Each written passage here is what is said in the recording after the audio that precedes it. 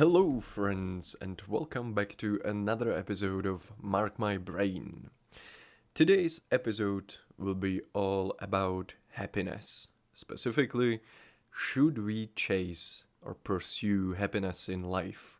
That's the question the whole episode will be revolving around. And there is a lot to discuss, right? So let's start with some definitions of happiness because that might be the first thing that comes to your mind, right? Okay, should we pursue happiness? I don't know, but what even is happiness? Let's see what I found. So, first definition describes happiness as a pleasurable or satisfying experience. Nice. The second one is happiness is an emotional state characterized by feelings of joy, satisfaction, contentment, and fulfillment. Okay, pretty cool. What about next one? Happiness in psychology is a state of emotional well-being that a person experiences either in a narrow sense, when good things happen in a specific moment, or more broadly as a positive evaluation of one's life and accomplishments in general. That is subjective well-being. Okay, now we are getting a little bit more nuanced or a little bit deeper, I would say. Uh, what do some philosophies say about happiness? I found, for example, in Buddhism, happiness is sort of a peace of mind and is achieved by detaching oneself from the cycle of craving. So, okay, that's a little bit different than the previous definitions or talks about happiness. And then what I found also very interesting is something that Schopenhauer, the philosopher, says. Schopenhauer thought of happiness as the satisfaction of desires, and he suggests that life is a constant cycle of desire and dissatisfaction, where fulfilling one desire only leads to new desires or boredom. Thus happiness is not a permanent state, but rather temporary relief from suffering, experienced in a fleeting moments between the fulfillment of one desire and the onset of another. Pretty cool, right? And if I'm being honest, this last bit about happiness, the thing that Schopenhauer says, that it's a relief from suffering, I would say it's the closest to home for me. All of the previous definitions are sort of abstract, a bit intangible for me, but this one sort of hits, if you know what I mean. So okay, we've read some definitions, but I don't know about you, but I don't feel a bit wiser from that. And I think that's because the definition appears to be highly individual across different fields, different philosophies, even maybe even religions, and definitely across different people, right? Everyone has a sort of his own definition of happiness or what it means to be happy. They have this sort of idea. But also, something that complicates it a bit as well is that, at least for me, happiness is sort of elusive and, as I said, abstract. I oftentimes realize that I was happy in a certain moment only in retrospect. It's very hard for me to grasp it in that moment. If you ask me, are you happy right now? I don't know. A very difficult question. But then, if I think back on this exact moment, I might say, yeah, I was actually happy in that moment. So, complication after complication, happiness, very different definitions from different people and different fields. It's very abstract, elusive, and at the end of the day, very individual. And here I would like to add something that Carl Jung says. The more you deliberately seek happiness, the more sure you are not to find it. And this, I think, will appear to be sort of the motive throughout this whole episode. Uh, Something that my instincts told me is true, but we can explore it together more specifically. Because happiness is abstract, chasing it is sort of directionless, at least for me, once again. Maybe this whole episode will be a bit more tied to my own personal views, because as I mentioned, happiness is very, very individual thing. So how else am I supposed to approach it then from an individual perspective, right? Um, so yeah, it's abstract, or at least for me, it's true that chasing it is directionless. So then we can say, okay, so what if we tied down to something concrete then? Doesn't it solve the problem? Because of course happiness is something that we all long for, right? It feels good to be happy, it's something we want at the end of the day.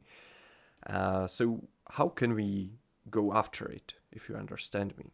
So what if we tie it to something concrete then? Take it from the abstract to the concrete. Then I think your well-being becomes fixated on that one thing, and if that thing doesn't live up to your expectations, you won't be happy. At least that's the system I would say you are setting up in yourself. If your life doesn't reach a certain criteria, you won't be happy. Basically, that's the system. Fixating on the idea of happiness can make you actually more miserable if you don't reach your idea of it, because then you even more feel the absence of happiness, because you set some criteria that you would need to fulfill in order to be happy, but you didn't fulfill them, and that's very obvious to you. So it only highlights the issue of I didn't reach it, if that makes sense. And I also think that this can sort of lock you in a happiness chasing treadmill, when you will just be running from one thing to another, from one thing that should make you happy to the next one that should make you happy. And it's just a never ending cycle of trying to reach something better, something new, something. This is the thing that will make me happy. Now, this is the one. This is the thing that will finally make me happy.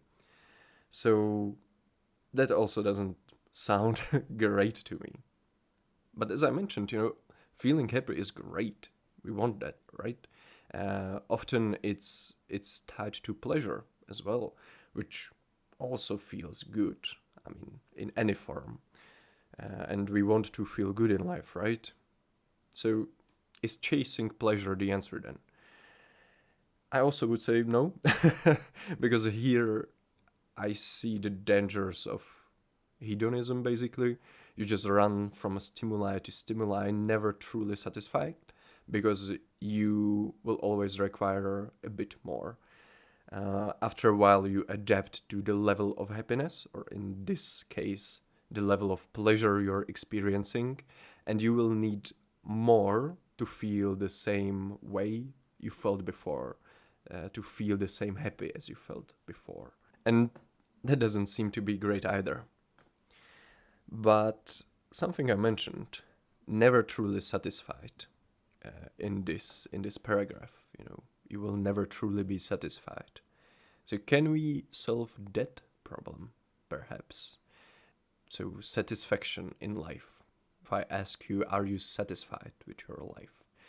I think it's a bit different than asking, are you happy? Or are you happy with your life?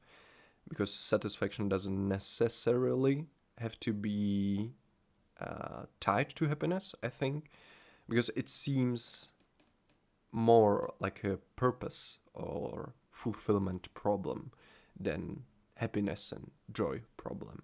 And I think that the purpose and fulfillment is something overarching many other things, happiness included. So now we've moved from happiness to pleasure to purpose and fulfillment.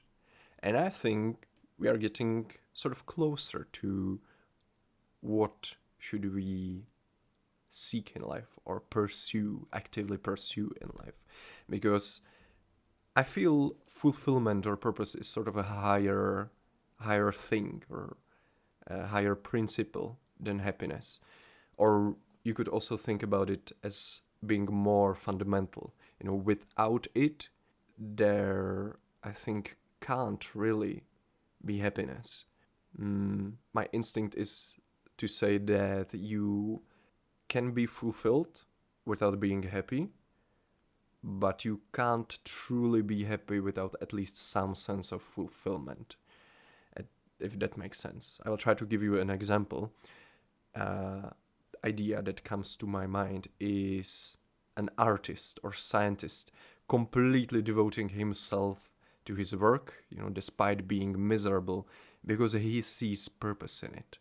Or of a soldier deploying because he believes in the mission, ready to face pain, suffering, death.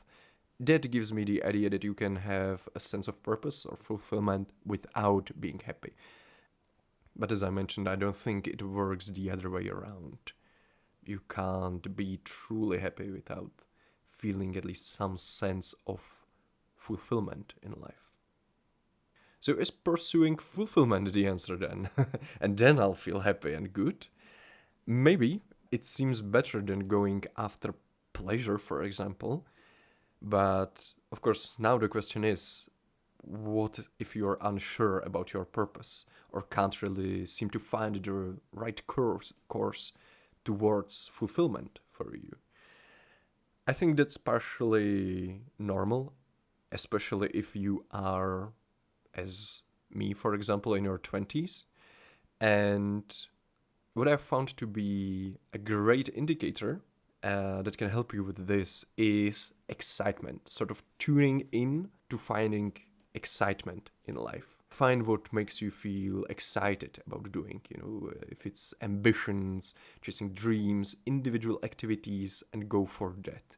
Because for me, for example, excitement is something I can grasp much more firmly than the idea of happiness or even the idea of fulfillment or purpose. Again, these can sort of be very abstract and intangible sometimes, but excitement, I felt excitement before, I know exactly what it is. So, yeah, try to find things that you get excited about and then chase them, even if it at the same time makes you afraid, for example, insecure, or feel like you don't have it in you. I think without that, without pursuing some excitement in your life, it will be very hard to find some purpose. But now you can ask, isn't it similar to tying happiness to some external thing? This idea of chasing excitement or things that excite you in life, isn't it similar? I would say yes and no, because at the end of the day, you still have to do something. And I argue that it's better to do things that you're excited to do rather than doing stuff to reach a thing that's supposed to make you happy. If that makes sense to you. It's sort of the idea of journey versus destination for me. And I would also like to add another idea on top of that.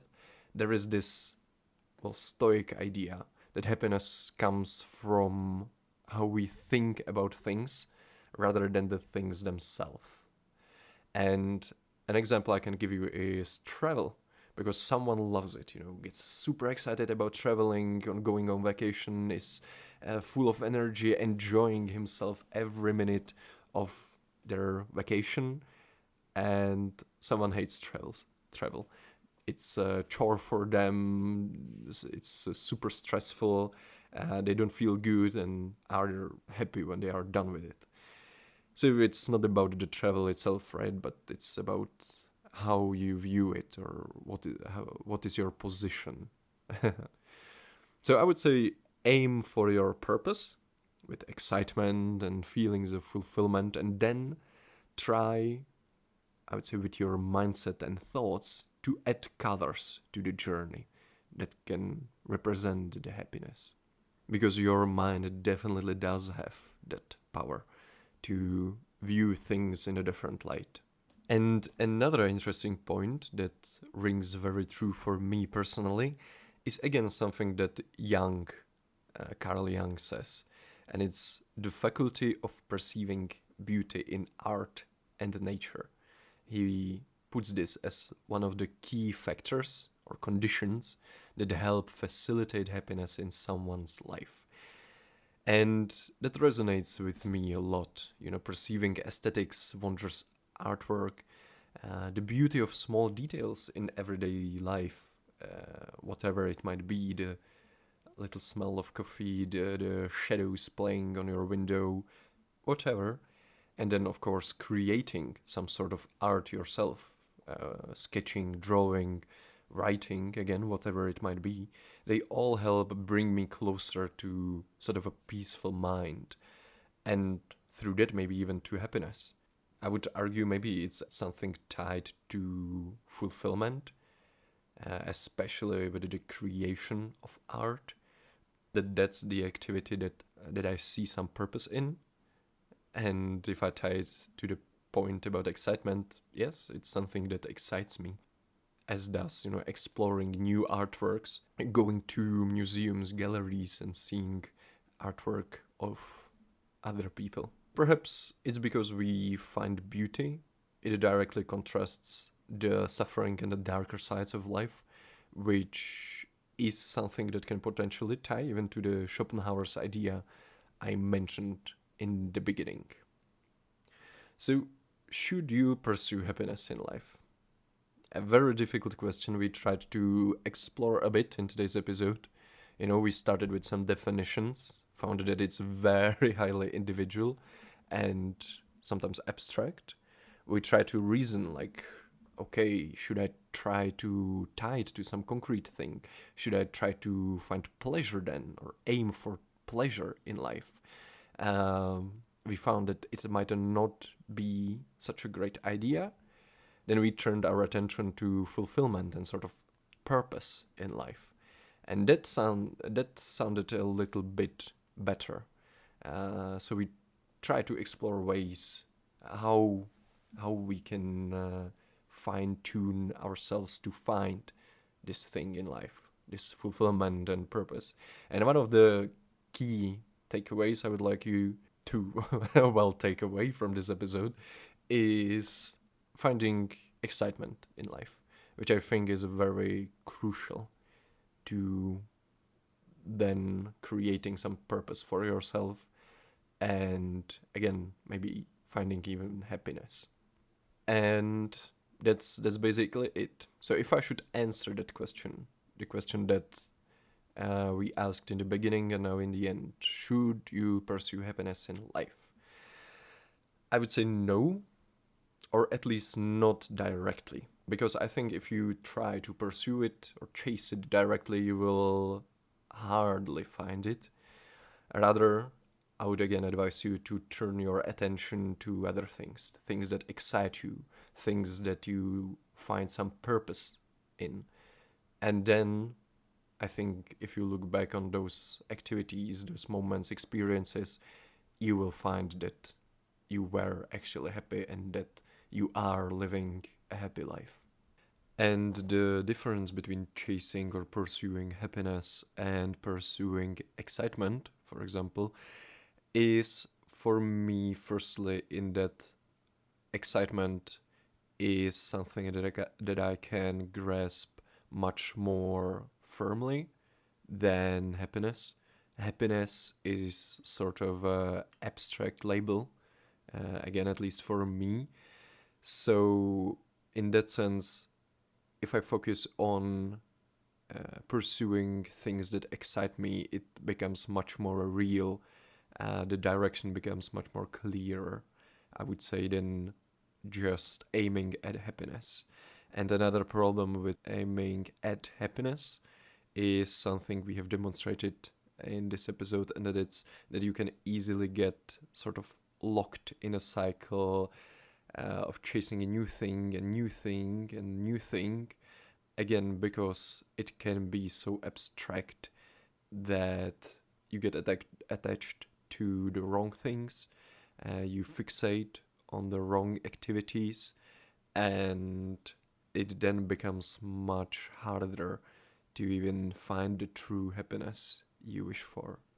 So, because of that, I think aiming at excitement or purpose that can then facilitate happiness is more practical and sort of more real than aiming or pursuing happiness itself, if it makes sense.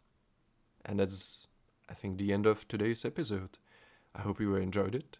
Good luck with finding excitement and fulfillment and happiness in life. Good luck to you all, and hear you next time. Bye.